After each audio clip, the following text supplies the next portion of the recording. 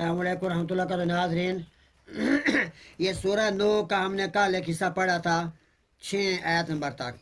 آج ہم 13 آیت نمبر تک اس کا ترجمہ کریں گے۔ اس کے اندر 9 آیت نمبر سے لے کر 13 آیت نمبر تک اللہ کے نبی علیہ الصلوۃ والسلام نے فرمایا ہے یہ وہ پڑھیں جو ہر کوئی پڑھ سکتا پڑھیں، جن کو اللہ تعالیٰ اولاد نہیں دی، جن کے رزق کی پریشانی تنگی ہے، تو وہ 9 نمبر آیت سے لے کر 13 نمبر آیت تک کا ترجمہ اور اس کا مہینہ پورا پڑھیں۔ اول آخر درود شریف 11 دفعہ درود شریف کے ساتھ پڑھیں۔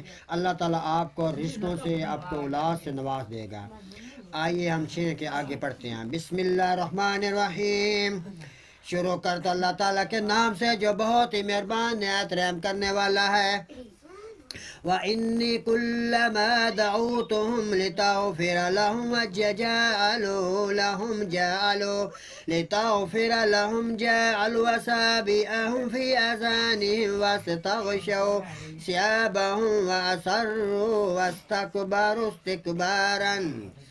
بے شک میں نے جب بھی انہیں دعوت دی تاکہ وہ انہیں معاف اللہ کر دے، انہوں نے اپنی انگلیاں اپنے کانوں میں ڈال لی اور اپنے اوپر کپڑے اوڑھ لیے اور اوڑھ گئے اور تکبر کیا اور تکبر کرنے والوں میں شمار ہوا۔ بے شک میں نے انہیں بلند آواز سے دعوت بھی دی۔ ثم انی دعوتہم جہارا، بے شک پھر میں نے انہیں کھلم کھلا دعوت دی۔ ثم انی اعلنت لہم واسررت لہم اسرارا، اور میں نے انہیں چھپا کر دعوت دی جب بہت چھپا کر۔ فَقُلْتُ اسْتَغْفِرُوا رَبَّكُمْ إِنَّهُ كَانَ غَفَّارًا يُرْسِلِ السَّمَاءَ عَلَيْكُمْ مِدْرَارًا وَيُمْدِدْكُمْ بِأَمْوَالٍ وَبَنِينَ وَيَجْعَلْ لَكُمْ جَنَّاتٍ وَيَجْعَلْ لَكُمْ أَنْهَارًا۔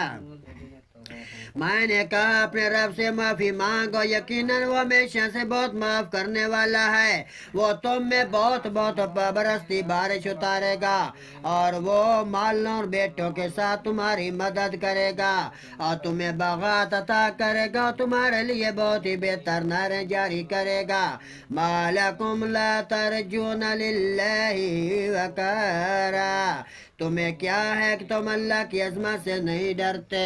صدق اللہ العظیم، صدق الرسول النبی الکریم۔